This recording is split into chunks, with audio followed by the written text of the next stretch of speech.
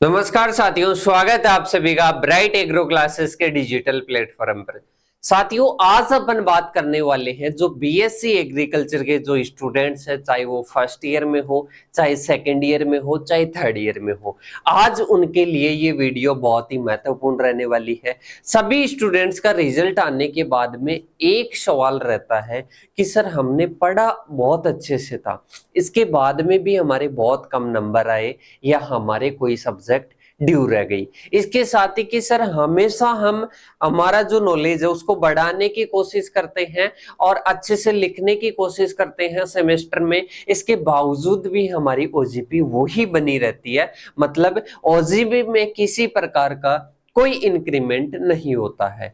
तो उन सभी स्टूडेंट्स के लिए आज की वीडियो होने वाली है। उनके मन में हमेशा एक सवाल रहता है बीएससी एग्रीकल्चर की कॉपी में मैं किस प्रकार से लिखूं ताकि मेरे अच्छे से अच्छे ओजीपी बन सके। इसके साथ ही स्टूडेंट्स ने पढ़ लिया है, बहुत अच्छे से पढ़ लिया, अब वो लिखे किस प्रकार से, उनकी कॉपी में वो किस प्रकार से लिखे, इसके लिए आज की वीडियो रहने वाली है। साथियों, आज की क्लास में अपन किसके बारे में देखेंगे? कॉपी में लिखने का सही तरीका, सही उत्तर किस प्रकार से लिखे। एक चीज मैं बता देता हूं, स्टूडेंट्स पढ़ लेते हैं पर जो सही ढंग से अगर उसको लिख देता है उसकी ओजीपी बहुत ही अच्छे से। आप देखते होंगे क्लासमेट्स में कि इसने तो पढ़ा बहुत कम था फिर भी इसके बहुत अच्छी ओजीपी है। इसका मतलब ये नहीं है कि उसने पढ़ा ज्यादा है तब उसकी ओजीपी ज्यादा है। इसका मतलब है कि उसका लिखने का तरीका और जो भी अपन जो बताएंगे, जो भी स्टेप्स, वो बहुत अच्छे से रहती है, इसलिए उसकी ओजीपी अच्छे रहती है। इसके साथ ही अपन बात करें ओजीपी बढ़ाने का क्या तरीका रहता है, इसके बारे में आज की क्लास में अपन क्या करने वाले हैं, चर्चा करने वाले हैं। अगर किसी स्टूडेंट को बहुत ज्यादा जल्दी है कि सर हमारे को तो एक ही वर्ड में सारी बात बता दो, तो वो तो स्किप कर सकते हो इस वीडियो को। अगर कोई स्टूडेंट रियली में जानना चाहता है और बैक के डर से वो परेशान है तो इस वीडियो को एंड तक देखना, आपकी ओजेपी बढ़ाने में ये बहुत ज्यादा क्या करेगी, हेल्प करेगी। साथियों, सभी मैं पॉइंट्स बताता हूं, उन पॉइंट्स को ध्यान में रखना। सबसे पहले अगर बात करें तो अपना जो पेपर होता है उसमें अलग अलग पोर्शन आता है। सबसे पहले बात करें तो न्यू टाइप में कोई लिखने का तरीका मायना नहीं करता है। दूसरी चीज मैं बात करता हूं, दूसरा अपना पार्ट आता है डेफिनेशन का।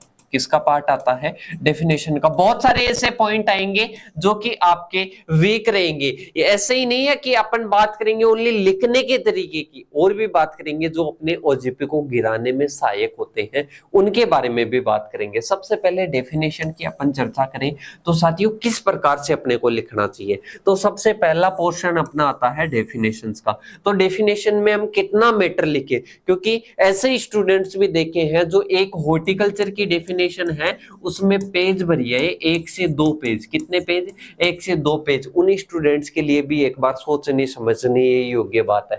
देखो, सबसे पहले अगर कोई भी डेफिनेशन आ जाती है, डेफिनेशन का सबसे पहले क्या क्वेश्चन नंबर देखो 3 है, जैसे फिर आंसर लगाकर फिर आपको क्या करना है, आंसर लगाकर थर्ड का फर्स्ट लिखना है। इस फर्स्ट की आप जो भी है हेडिंग डालोगे वो भी ब्लैक पेन से, वो भी ब्लैक पेन से आप हेडिंग डाल के फिर आप इस डेफिनेशन को लिखना स्टार्ट करो। जो भी आपकी डेफिनेशन है उसको मिनिमम से मिनिमम वर्ड में अच्छे से आपको क्या करनी है, डिफाइन करनी है। डिफाइन करने के बाद में जैसे ही आपकी डेफिनेशन कंप्लीट होती है, इसके बाद में आपको एरो लगाकर एक ऐसा फैक्ट पॉइंट लिखना है जो कि अगर अपनी डेफिनेशन में कोई भी ऐसे मान लो कमी पाई जाती है, अपनी जो डेफिनेशन है वो सही नहीं है, जैसे फैक्ट नहीं है, तो उसको भी वो क्या बना देता है, फैक्ट बना देता है। जैसे अपन बात करें जेनेटिक्स की डेफिनेशन अगर आपको पूछी तो जेनेटिक्स के साथ साथ में आप लिख दो फादर ऑफ जेनेटिक्स मेंडल, क्या आ जाएगा, या ग्रेगर जॉन मेंडल आ जाएगा। सही, तो ये आपकी डेफिनेशन क्या हो जाएगी, बिल्कुल 1 में से 1 नंबर मिलेगा। अगर डेफिनेशन आप ओनली डेफिनेशन लिख के आते वो भी सही नहीं होती ना, उसका नंबर काटता, पर इससे आपका नंबर नहीं कटेगा। पहली चीज समझ में आ गई। डेफिनेशन इस प्रकार से लिखनी है। एग्रोनॉमी की डेफिनेशन पूछ रहा है, उसका मीनिंग आप चार्ट के द्वारा समझा सकते हो। सही है। या कोई भी डेफिनेशन में जैसे फादर नहीं है कि सर फादर सभी में थोड़ा ना होता है, अब उसके आसपास की कोई भी ऐसी फैक्टफुल चीज आपको लगे ना वही लिखनी है, अगर फैक्टफुल आपको नहीं आती है वो आपको नहीं लिखनी है। पहली चीज समझ में आ गई। इसके बाद में कि सर हम डेफिनेशन किस में याद करें, मैं अगर आपको बताऊं तो आप कोशिश किया करो कि डेफिनेशन आप किस में लिखो, इंग्लिश में लिखो और इंग्लिश में याद करने की कोशिश किया करो, क्योंकि अपन किसी चीज को जितनी हार्ड समझते हैं वो उतनी आपको हार्ड लगेगी, उतनी आपको डराएगी। तो आप इंग्लिश में अगर समझने की कोशिश करोगे आसानी से डेफिनेशन आपको क्या आ जाएगी, समझ में आ जाएगी। जैसे अपन हॉर्टिकल्चर की बात करें तो हॉर्टिकल्चर क्या है, horticulture is a branches of agriculture in which study of, जो हॉर्टिकल्चर के जो प्लांट्स है जैसे वेजिटेबल्स वगैरह आ जाएंगे, फ्रूट्स वगैरह आ जाएंगे, ये सारा लिख देना। ऐसे ही वेजिटेबल की कौन सी होती है, olericulture, olericulture is a branch of horticulture in which study of vegetables. सही, इतनी सी डेफिनेशन है, सभी का फॉर्मेट सेम है। इसी प्रकार से अगर आप कोशिश करोगे ना तो आराम से आपको इंग्लिश आ जाएगी। सही है, डेफिनेशन, ओनली डेफिनेशन। इसके साथ ही कि सर डेफिनेशन की हम जो हेडिंग लगाए वो हिंदी में लगाए, क्या हिंदी में क्यों लगाते हो, जब आपको पेपर में इंग्लिश में मिल रही है तो इंग्लिश में आप अच्छे से लगाओ। सही, इतना समझ में आया। इसके बाद में आता है अपना अंतर का। अब कि सर कितना लिखे, मैंने बता दिया 2 से 3 लाइन में डेफिनेशन हो जानी चाहिए, 1 लाइन एक्स्ट्रा, बस इतना ही लिख के आना है। फिर थोड़ा स्पेस दे दे के डेफिनेशन में लिखना है। इसके बाद में आता है अंतर। अंतर में सबसे पहले क्वेश्चन नंबर 4 अगर है तो क्वेश्चन नंबर 4 लगाओगे, फिर इसका फर्स्ट है। फिर पहले स्टूडेंट्स क्या करते हैं, सीधा ये चार्ट बनाया और भाई साहब लिख दिया। ऐसा नहीं करना है साथियों, आपको क्या करना है, सबसे पहले अंतर में आपको क्या पूछ रहा है, जैसे इंग्लिश में लिखो difference between genetics and heredity, जैसे जेनेटिक्स और हेरिडिटी के बारे में पूछ रहा है, जेनेटिक्स और प्लांट ब्रीडिंग के बीच में पूछ रहा है, तो क्या लिखोगे, difference between genetics and plant breeding. फिर आपको इस प्रकार से लिखना है। फिर एक पेज में एक ही अंतर आना चाहिए, एक पेज में एक ही अंतर आना चाहिए। अब ऐसे नहीं कि पूरे को पूरा, आराम से बढ़िया तरीके से ये लिख दिया।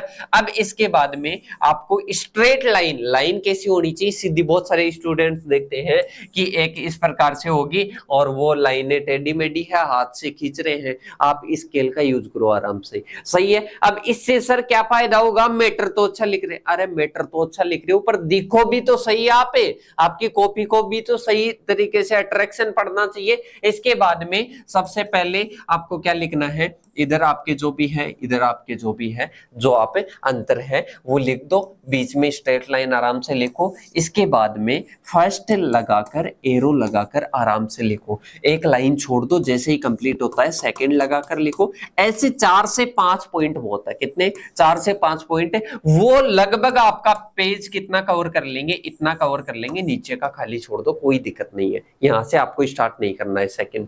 फिर नेक्स्ट आप कहां से स्टार्ट करोगे, नेक्स्ट आपको स्टार्ट करना है नेक्स्ट पेज से, उसी प्रकार से अंतर। इसके बाद में आता है कि सर हमारे को टिप्पणी पूछी जाती है, ध्यान देने योग्य यहां पर बात आएगी है कि देखो आपको टिप्पणी पूछी जाती है, जैसे आपको जेनेटिक्स के प्रकार, सपोज मान लो जेनेटिक्स के क्या पूछ रहे हैं, टाइप्स पूछ रहे हैं। अब आप क्या करते हो, जेनेटिक्स का टाइप्स लिखा तो लिखा नहीं, 1 2 3 इसके टाइप्स लिख देते हो। ये आपकी सबसे बड़ी मूर्खता है। इसमें आपको क्या करना है, ध्यान से देख लेना। इसमें सबसे पहले जेनेटिक्स के टाइप्स पूछ रहे हैं, तो सबसे पहले आपको जेनेटिक्स के क्या लिखने हैं, जेनेटिक्स की आपको डेफिनेशन लिखनी है। क्या लिखनी है, सबसे पहले तो टाइप्स आप लगा दोगे, हेडिंग लगा दोगे, क्वेश्चन नंबर लगाकर, क्वेश्चन नंबर लगाकर आप क्या लगा दोगे, हेडिंग लगा दोगे, आंसर वगैरह लिखकर जो मैंने बताया ना उस प्रकार से यहाँ पर क्वेश्चन लगाकर, ताकि आपकी कॉपी अच्छी, टाइम वो ही लगेगा पर आपकी कॉपी क्या, कॉपी जो लिखोगे आप उसका अट्रैक्शन अपने आप ही क्या हो जाएगा, बढ़ जाएगा। इसके बाद में देखो फर्स्ट आपके पास में क्वेश्चन लिख दिया, इसके बाद में जेनेटिक्स की आपको डेफिनेशन नहीं है पूछ रहा है पर आपको डेफिनेशन लिखनी है, डेफिनेशन लिख दोगे। इसके साथ ही आपको फादर ऑफ जेनेटिक्स लिख के उसके फादर लिख दोगे, फिर आप टाइप्स लिखकर स्टार्ट कर दो। ज्यादा से ज्यादा माने तो 1 मिनट आपको एक्स्ट्रा लग सकती है इसमें, और ज्यादा टाइम एक्स्ट्रा। इनमें टाइप्स में से एक आधा पॉइंट आप छोड़ देना, पर ये आप एक्स्ट्रा जोड़ के आना। अब एक चीज बताओ, आप खुद को एक बार आजमाना इस चीज से कि आप खुद क्या कर रहे हो, कॉपी चेक कर रहे हो। इसमें एक तो डायरेक्ट टाइप्स लिख रहा है, एक आपको इतनी फॉर्मेलिटी के साथ में बढ़िया तरीके से आपको समझ में आ रहा है, बढ़िया तरीके से आप आसानी से चेक इसको करोगे या उसको करोगे। उसको आसानी से चेक नहीं करोगे, उसको तो आप डायरेक्ट काट के क्या कर दोगे साथियों, डायरेक्ट काट के आप लिख दोगे उसमें कि ये इतने नंबर दे दिए, 5 में से 3 दे दिए। पर इसमें आपको मजबूरन क्या देने पड़ेंगे, नंबर देने पड़ेंगे। तो पहली चीज ये समझ में आ गई। इसके बाद में अपन चलते हैं आगे की ओर, बड़े क्वेश्चन आते हैं। बड़े क्वेश्चंस में एक और आएगा पॉइंट कि सर हमारे कुछ ऐसी होती है जिनमें हम कवर ही नहीं कर पाते पूरे पेपर को। देखना, अब आपके बड़े क्वेश्चन आते हैं। बड़े क्वेश्चन में 2 क्वेश्चन आपको जो भी बढ़िया चूज करने हो उनको चूज करना है, और कहीं पर भी अगर डेफिनेशन नहीं पूछता है ना, उसकी डेफिनेशन अगर आपको आती है तो उसकी डेफिनेशन लिखनी है। और बड़े क्वेश्चन आपको लगभग 2 से 3 पेज क्या करने हैं, कवर करने हैं। इसके बाद में ये तो हुआ अपना शुरू से लेके एंड तक का क्या हुआ, सफर हुआ। इसके साथ ही अपने आता है कि सर कुछ अपने पेपर ऐसे होते हैं कि उनमें अपने को लिखने का जो फॉर्मेट है ना, वो लिखने का फॉर्मेट हमारे को चेंज करना पड़ता है। कुछ हमारे को बोलते हैं कि चेंज करो। देखो आपके जैसे मैथ हुआ, इसके साथ ही इकोनॉमिक्स हुआ, ऐसी सब्जेक्ट होती है। कुछ यूनिवर्सिटी जैसी है कि वहां पर क्या होता है, टाइम कम मिलता है। जहां पर टाइम कम मिलता है वो ध्यान रखना। सबसे पहले 7वां क्वेश्चन करो, फिर 8, फिर आप करो 6 नंबर का क्वेश्चन, फिर 5 नंबर का क्वेश्चन, मतलब उल्टे। इससे क्या फायदा होगा सर, इससे मैं बता देता हूँ। इससे आपका अगर टाइम का थोड़ा सा इश्यू हो ना, टाइम का इश्यू हो तो बड़े क्वेश्चन पहले करो, अगर छूटे भी तो अपनी डेफिनेशन छूटे। सही, ये आपको समझ में आ गया। तो ये अपना फैक्ट क्या था साथियों, ये अपना कि जिसमें टाइम नहीं मिले ना, उसमें आपको ये अप्लाई करना है। सही, इसके साथ ही अपन बात कर लेते हैं कि सर हमारे ये तो हो गया, मतलब हमारे को लिखने का तो हो गया कि हम कैसे लिखे कैसे नहीं लिखे। इस फॉर्मेट के अकॉर्डिंग एक बार अप्लाई करना आप पे। सही, और ऐसे नहीं कि भगदड़ मचा रहे हो और कॉपी में आप लिख तो बढ़िया रहे हो, बहुत सारे लिख रहे हो। कितने पेज कवर करें, मैं आपको बता रहा हूं कि जो आपके कॉपी में लिमिट दे रखी है, पेज लिमिट, उससे आप एक कम या मतलब जैसे मान लो 2 से 3 पेज है, 2 से 3 पेज में आप आधा पेज बढ़ा भी सकते हो, आधा पेज घटा भी सकते हो, उसमें कोई इश्यू नहीं है। या एक पेज जैसे 2 भी हो सकते हैं, 3 भी हो सकते हैं, 3 से थोड़ा सा ज्यादा भी हो सकता है, पर ज्यादा नहीं करनी आपको। इतना समझ में आया। अब इसके बाद में अपन चलते हैं, कुछ स्टूडेंट्स ऐसे हैं कि सर हमारे एग्जाम आ गए, जैसे बहुत सारी यूनिवर्सिटीज के अभी एग्जाम पेपर आ रहे हैं। अब की सर हमने अभी तक कुछ भी नहीं पढ़ा, हम पढ़ तो मतलब लिखने का तो बाद में आएगा, पहले पढ़े तो सही। पढ़ने का एक रामबाण तरीका मैं बता देता हूं। इसके साथ ही अगर आपको जैसे आगे कोई भी एंट्रेंस एग्जाम, कोई भी कंपटीशन एग्जाम देना है, तो उसके लिए भी मैं आपको लिए रामबाण बता देता हूं। अगर कोई भी स्टूडेंट सेकेंड ईयर के सेकेंड सेमेस्टर का है, ध्यान से देख लेना, तो उसके लिए क्या क्या पढ़ना चाहिए आपको ही पता है। टॉपिक वाइज नोट्स पढ़ने चाहिए और ओल्ड पेपर सॉल्यूशन करने चाहिए। अब की सर नोट्स हम पढ़ेंगे तो नोट्स को हमारे को 3 से 4 बार पढ़ना पड़ेगा, क्योंकि हमारे कॉन्सेप्ट क्लियर नहीं होंगे। सही है, कोई भी टॉपिक को पढ़ोगे एक बार में थोड़ा ना समझ में आ जाएगा, नहीं आएगा। अगर कोई आ भी जाता है तो बाकी टॉपिक्स नहीं आएंगे। तो इसके लिए मैं आपको बता देता हूं, आपके बहुत सारी यूनिवर्सिटी जैसी है जहां पर क्लासेस चलती है, वहां तो बहुत ही बढ़िया है। इसके अलावा कुछ स्टूडेंट्स क्या करते हैं, ओनली पीडीएफ से पढ़ के लिख आते हैं, उनकी सबसे बड़ी गलती है। तो वहां पर क्या करना है, ऑल टॉपिक वाइज पहले एक बार क्लासेस लो, इसके साथ में फिर आपको क्या करना है, ऑल टॉपिक वाइज उनके नोट्स पढ़ने हैं, इसके बाद में ओल्ड पेपर्स का सॉल्यूशन लेना है। सही, इसके साथ ही अगर कोई सेकंड ईयर के सेकंड सेमेस्टर का स्टूडेंट है, तो मैं आपको बता देता हूं, एक सब्जेक्ट के नोट्स निकलवाओगे 50 से 60 रुपए तो नॉर्मल रहते हैं।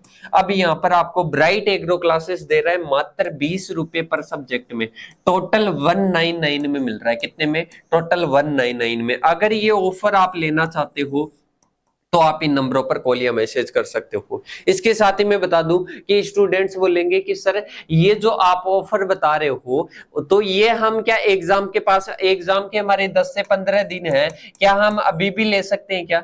बिल्कुल साथियों, अभी भी ले सकते हो और अभी से भी आप तैयारी कर सकते हो अपनी, क्योंकि अभी अपने पास में क्या है, सफिशियंट टाइम है। एक बार क्लासेस लोगे एक सब्जेक्ट की लगभग ज्यादा से ज्यादा 10 आवर्स की, तो एक दिन में कितने होते हैं, साथियों एक दिन में 12 घंटे, रात को 12 घंटे, 24 घंटे में से 8 घंटे सोने के निकाल दो, बाकी 10-12 घंटे तो निकालोगे। 10-12 घंटे में एक सब्जेक्ट कवर हो जाएगी। 15 दिन है तो 10 दिन में ही 10 सब्जेक्ट कवर हो रही है। इसके साथ ही एग्जाम के पहले एक दिन की या 2 दिन की छुट्टी मिल रही है, उसमें आप कवर कर सकते हो, तो आसानी से कवर कर सकते हो। और जो बहाने बनाने वाले स्टूडेंट्स होते हैं, बहाने बनाते रहते हैं। इसके साथ ही ये अपने फर्स्ट ईयर के सेकंड सेमेस्टर के अगर कोई भी स्टूडेंट है तो वो भी उनके लिए भी सेम है। इसके साथ ही कोई अगर थर्ड ईयर का स्टूडेंट है तो उनके लिए फ्री ऑफ कॉस्ट है, यूट्यूब पर अपने अवेलेबल होगा, नोट्स अपने टेलीग्राम चैनल पर अवेलेबल होंगे। इसके साथ ही अगर किसी भी स्टूडेंट के किसी भी सब्जेक्ट में बैक है तो 49 पर सब्जेक्ट में आपके क्लासेस वगैरह, नोट्स वगैरह, ओल्ड पेपर सॉल्यूशन वगैरह सब कुछ मिलेगा। अगर कोई स्टूडेंट इंटरेस्टेड है तो ही ज्वाइन करे, इसके अलावा नहीं। वैसे बहुत सारे स्टूडेंट्स फीडबैक के थ्रू जुड़ भी रहे हैं, तो वो स्टूडेंट्स की अगर कोई भी प्रॉब्लम आती है मेरे को बता सकते हैं। इसके अलावा कोई स्टूडेंट नहीं भी जुड़ रखा है, फिर भी अगर किसी भी सब्जेक्ट में कोई भी प्रॉब्लम आती है वो भी आप मेरे को बता सकते हो। आई होप आज की इंफॉर्मेशन मेरी आपको बहुत ही अच्छी लगी होगी। चैनल पर नए हो तो चैनल को सब्सक्राइब करना, बेल आइकन को प्रेस करना, ताकि अपन मिलते हैं नेक्स्ट वीडियो के साथ में। तब तक के लिए जय हिंद, जय भारत साथियों।